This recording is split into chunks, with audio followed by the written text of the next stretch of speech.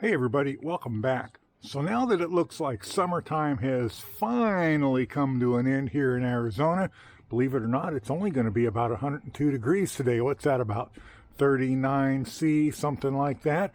And it looks like the daytime temps are going to drop under 100 and stay under 100 for a while, hopefully until next June. I can get back to work on the Jeep. Now, I'm almost done with it. I need to call this project done, so I have one last thing I really want to do, and that is get that Vevor winch mounted on the front and wired up. Then we're going to call it done. My next project is in the shed. I have alluded to that a couple times. I'm very excited about that, but for now, let's get the Jeep uncovered.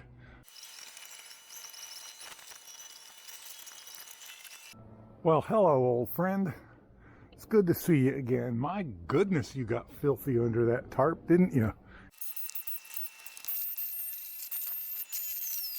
Okay, that's a big improvement. Nice to see my wax job is still holding up a little bit. Water's beating up on it.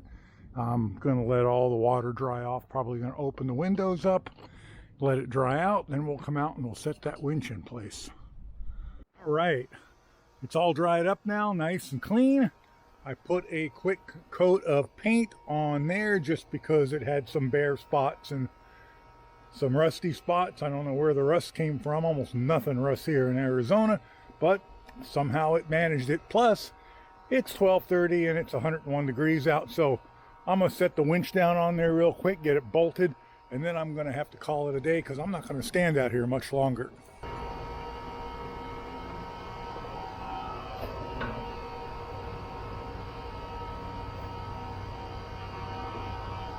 Looks pretty good there, huh? Let's get it bolted on. All right, that is bolted on. When I saw the location of the nuts and the bolts, I thought that's going to be a fiddly disaster. And in a way it was, but it wasn't as bad as I thought. The nuts fit into a little pocket in there, and they kept falling out. And they had split lock washers for them.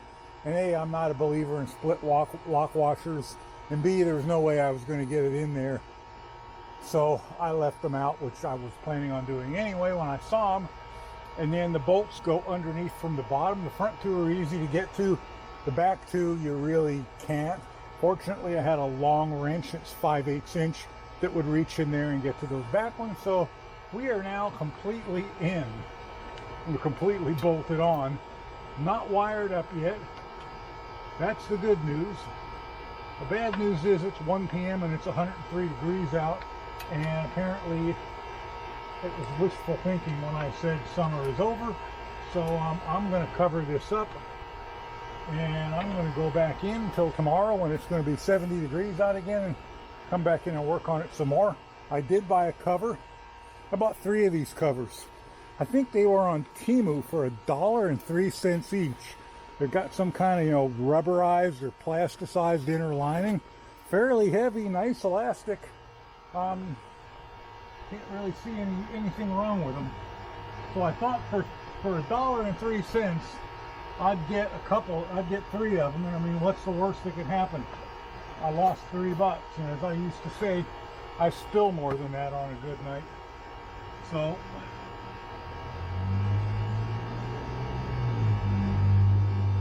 played with me a little bit, getting everything under there, but I've test fitted them and I know they fit fine.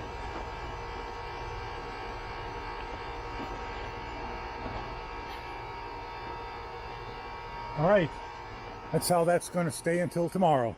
For you, it'll be real quick. For me, it'll be a bit. All right, it is the next morning around 9:30, and it is only like 92 or 93 degrees out, so I got maybe a couple hours I can work on this before it becomes so miserably hot I can't stand to be out here now. Let me get the cover off of it. I did come out last night around 8:30 or 9 o'clock because there was something I wanted to know, and that was I wanted to know if the provided cables were going to be long enough, the cables positive and negative Vevor provided that go to the battery, if they were going to be long enough or if I were going to have to buy more battery cable.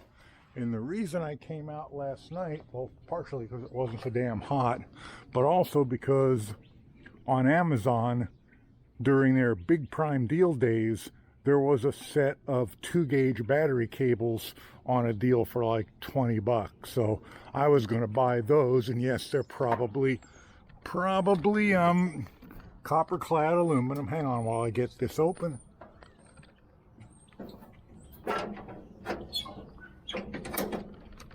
Alrighty, they're probably copper clad aluminum, but then again, so are the ones Vevor probably provided. Considering how short the run is, I'm not going to be concerned. Anyway, I came down underneath the grill, up through the bottom down there, across here. Now this is how they're probably going to finally be routed. I can find better routing. I just wanted to know if they were going to be long enough, and they are going to be long enough without a problem. Now one thing, they did provide caps for these, rubber caps. I want to get those on. I want to make sure everything is properly tight. I'm not that worried, obviously, about the ground, but I will check it. I might put some sheathing over some of this. Not very happy with the way that runs, but no, there it is. That's okay. That's all right. But I can dress that up, so I'm going to do that first.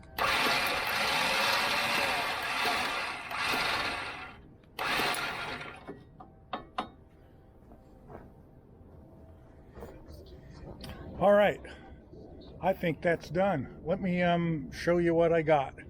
So as you can see, I got the fairlead mounted on. I got the hook on. So the hook is probably going to come off the end. I think what I want to do is just build a soft shackle on the end of the synthetic rope. I've watched YouTube videos on how to do that. It doesn't look all that terribly difficult. I think it's within my level of abilities, but who knows? But I'm going to give that a shot. For right now, I'm going to leave it. I put the nice covers Vevor provided on that. Now I ran it along here, and I did have some of the 1-inch corrugated wire cover I put over it. You can see how I ran it down here along the frame rail. I probably ought to put another wire tie securing it there, but there's really nothing sharp there for it to rub on. I don't think there's anything once you get in this stuff here. None of that's sharp. And then under the hood, I came up here, and down here, that's where I ran out of that corrugated cover. I really don't think it needs any more, but I can always pick up more down at Harbor Freight. And came up here and I connected to my battery terminals. Now I really don't think I want to leave this connected all the time, but I'm not sure. I might wind up just tying it here and just disconnecting it when I'm leaving it disconnected most of the time. I'm thinking about putting a switch on it, but I haven't really worked that out yet, and I'm not too terribly worried about it. But I think that's done now. I think that's fully installed and done.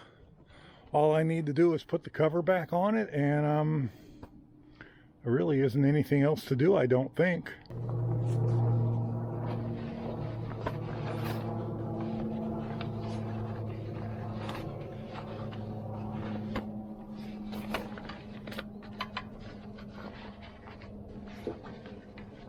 So I do want to have a video where I test out the winch, but right now, with as hot as it is, and it's 10:30 and it's already pushing 100, hopefully within a week or two, temperatures will drop back down into the bearable levels and I can get out and do that kind of stuff. But for right now, I just want to get out of the heat. Hope you all enjoyed this video. If you're doing this yourself, I hope I gave you some ideas of maybe what not to do, but maybe what to do as well. Anyway, I'll catch you guys in the next one. Bye for now.